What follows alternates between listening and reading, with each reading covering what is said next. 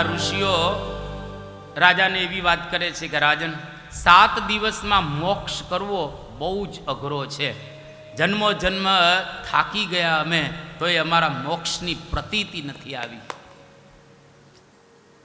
કોઈ ઋષિ કહે છે કે તપ કરો, ત્યાગ કરો, યોગ કરો, યજ્ઞ કરો, વ્રત કરો, દાન કરો, પણ આત્યંતિક મુક્તિ, મોક્ષ, છેલ્લો જન્મ, જો એટલું યાદ રાખજો. અહીંયા આગળ તો તમે પારાયણ સાંભળવા માટે આવ્યા છો, એકાંત રહેલું છે. દરરોજ એવો વિચાર કરવો, જ્યાં સુધી જીવીએ ત્યાં સુધી મારે આને આ જન્મે મોક્ષ મેળવવો છે, મારે આને આ જન્મે ભગવાનની પાસે પહોંચવું છે, બીજો જન્મ લેવો નથી. એના માટે શું કરવું જોઈએ, આ પ્રકારે દરરોજ થોડોક વિચાર કરો. ગુણાતીતાનંદ સ્વામી ભગવાન સ્વામિનારાયણના મહાન સંત ભક્ત એ શું કહે છે, નિરંતર પાછું વાડીને જોઉં હું શું કરવા આવ્યો છું અને શું થઈ રહ્યું છે. બીજી વાત ગુણાતીતાનંદ સ્વામીએ કરી કે આપણો જન્મ 2 વાત સિદ્ધ કરવા માટે થયો છે, એક અક્ષરરૂપ થવું અને પુરુષોત્તમ નારાયણની અંદર જોડાવું. તો મોક્ષ કરવાનું છે, એની આપણે બરાબર તકેદારી રાખવી. અહીંયા આગળ બધા ઋષિઓને પૂછે છે, બરાબર એ જ વખતે 16 વર્ષની જેની ઉંમર છે અને શરીર ઉપર એકેય વસ્ત્ર ધારણ કરેલું નથી, આપણે કહીએ નગ્ન અવસ્થા ધારણ કરી અને સભાની અંદર પ્રવેશ કરે છે સુખદેવજી, અવધૂત યોગી. એને ખબર જ નથી, કારણ કે વાસનાનું કોઈ વસ્ત્ર રહેલું નથી એની ઉપર, જગતની કોઈ મમતા કે વાસના નથી એને. અને 16 વર્ષની ઉંમરના સુખદેવજી જ્યારે આવ્યા અને આખી સભા 88,000 ઋષિઓની ઊભી થઈ ગઈ અને એ બધા એનું પ્રણામ કરે છે. બોલો સુખદેવજી મહારાજની. અહીંયા આગળ સુખદેવજીનો પ્રવેશ થાય છે.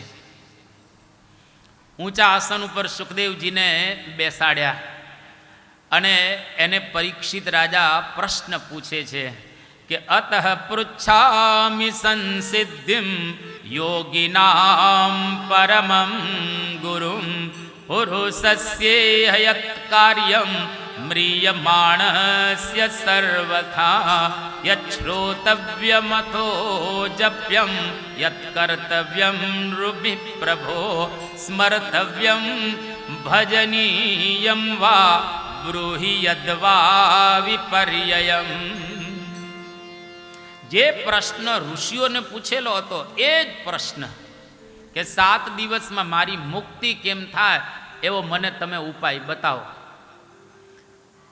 ત્યારે સુખદેવજી શું કહે છે કે રાજન, બહુ ટાઈમ છે, હજુ ઘણો ટાઈમ છે, 7 દિવસ છે, આપણા માટે 6 દિવસ. તો રાજન 7 દિવસ છે, ઘણો ટાઈમ છે તારી પાસે, અને હું મારા પિતાની પાસેથી ભાગવત ભણીને આવ્યો છું. એ ભાગવત આખું તને સંભળાવીશ. 7 દિવસને અંતે તને એવો અહેસાસ થશે કે મારી મુક્તિ થઈ ગઈ, મને અહેસાસ થઈ ગયો છે કે હું મુક્ત થઈ ગયો છું. અરે હું તો ભગવાનના ધ્યાનમાં મસ્ત રહેતો હતો, પણ છતાંય ભાગવત ભણ્યો ત્યાર પછી મને જે આનંદ આવે છે એની કોઈ સીમા રહેલી નથી. મને બહુ જ સુખ આવે છે, હું વર્ણન નથી કરી શકતો, પણ મને આનંદ બહુ જ આવે છે. અને મારો આનંદ મારે તને આપવો છે. જાને કે ભાઈ સંત હરે શિષ્ય ધન શોક ન હરઈ, તે ગુરુ ઘોર નરક મેં પરહી. શિષ્યની પાસેથી ધન લઈ લે, એનો શોક ન લે, એનું નામ ગુરુ ન કહેવાય. ગુરુ એને કહેવાય કે શિષ્યના ધનની સાથે સાથે શોકે લઈ લે, એના જીવનની અંદર ભગવાન ભરી દે, ભગવાન એને આપે, એને કહેવાય ગુરુ. અને એવા સમર્થ ગુરુ આજે આલમની અંદર આપણને મહંત સ્વામી મહારાજ મળ્યા છે. ફક્ત આપણો શોક નહીં હરે, અરે બળતો જડતો આત્મા સંત સરોવર જાય, સત્સંગ રૂપી લહેરમાં તરત ટાઢો થાય. તમે જો, હિન્દુસ્તાન તો સાધુઓનો દેશ કહેવાય. તમે કોઈ પણ સાધુની પાસે જાઓ, તમને શાતા અને શાંતિ તો મળે જ. પણ તમારો મોક્ષ કરે, મુક્તિ કરે, દે છતાં તમને ભગવાનના ધામમાં પહોંચાડે, એ આવા ગુણાતીત સત્પુરુષની મોનોપોલી રહેલી છે. એટલે નિષ્કુળાનંદ સ્વામી બહુ સુંદર ગાયું, આત્યંતિક કલ્યાણ, મોક્ષ છેલ્લો જન્મ કરવો જ છે. અને એ કોના દ્વારા થાય? એવા પ્રત્યક્ષ ભગવાન મળે. જો આ પ્રત્યક્ષ સુખદેવજી મળ્યા, કારણ કે એમાં ભગવાન સાક્ષાત રહ્યા હતા. બધા સાધુઓ હતા, સારા હતા, એમાં કોઈ ના ન પાડી શકીએ આપણે, અને સાત્વિક હતા, ભજન કરતા હતા, પણ ભગવાનનું સ્વરૂપ કોણ હતા? સુખદેવજી. અરે આશ્ચર્યની વાત તો એ છે કે પરીક્ષિત રાજાની સભામાં વ્યાસજી પણ બેઠા હતા. વ્યાસજી પણ બેઠેલા હતા, પણ સુખદેવજી દ્વારા ભગવાન પ્રગટ હતા. એટલે નિષ્કુળાનંદ સ્વામી ગાઈને ગયા છે કે પણ આત્યંતિક જે કલ્યાણ રે, તેની રીત ભાત જુદી જાણ રે. પણ આત્યંતિક જે કલ્યાણ રે, તેની રીત ભાત જુદી જાણ રે.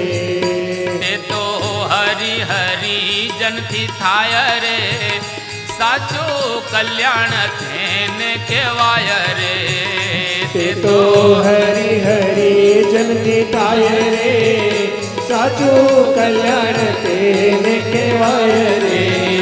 મળે પ્રભુ પ્રગટ પ્રમાણ રે, કાં તો તેના મળેલે કલ્યાણ રે. મળે પ્રભુ પ્રગટ પ્રમાણ રે, કાં તો તેના મળે કઈ કલ્યાણ રે. દેહ વિના તો કોટી ઉપાય રે, આત્યંતિક કલ્યાણ ન થાય રે. દેહ વિના તો કોટી ઉપાય રે, આત્યંતિક કલ્યાણ ન થાય રે. દેહ વિના તો કોટી ઉપાય રે, આત્યંતિક કલ્યાણ ન થાય રે. દેહ વિના તો કોટી ઉપાય રે, આત્યંતિક કલ્યાણ ન થાય રે.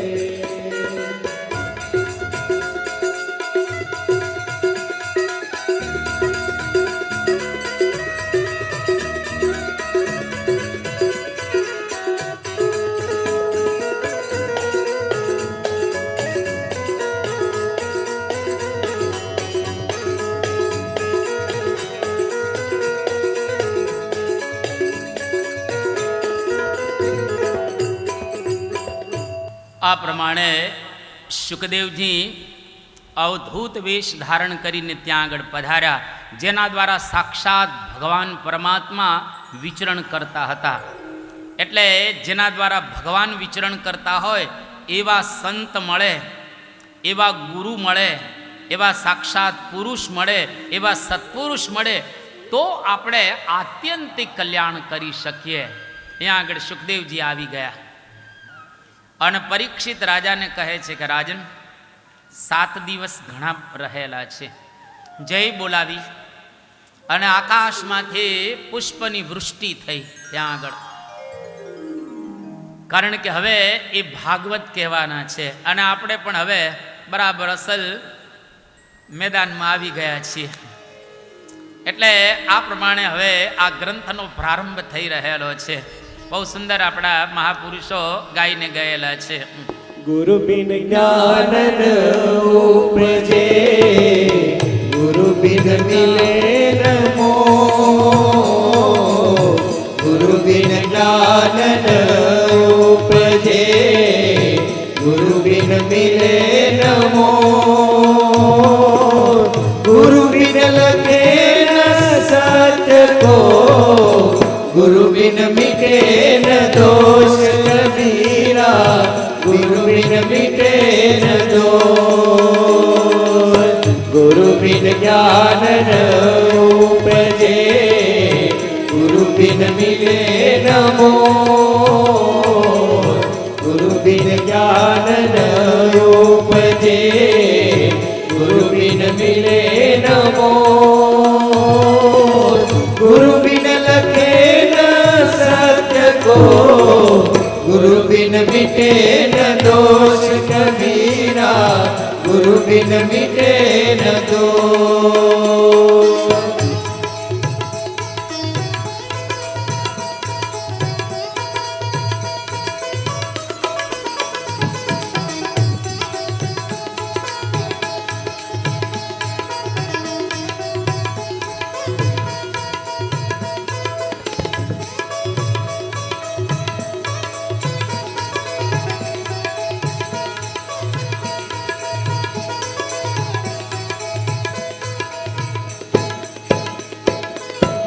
कलियुग केरा काळमा सतयुग जेवा संत, कलियुग केरा काळमा सतयुग जेवा संत। शरण शांति पामता दुखिया जीव अनंत रे संतो, दुखिया जीव अनंत। कलियुग केरा काळमा सतयुग जेवा संत, कलियुग केरा काळमा सतयुग जेवा संत। शरण शांति पामता दुखिया जीव अनंत रे संतो, दुखिया जीव अनंत रे संतो, दुखिया जीव अनंत।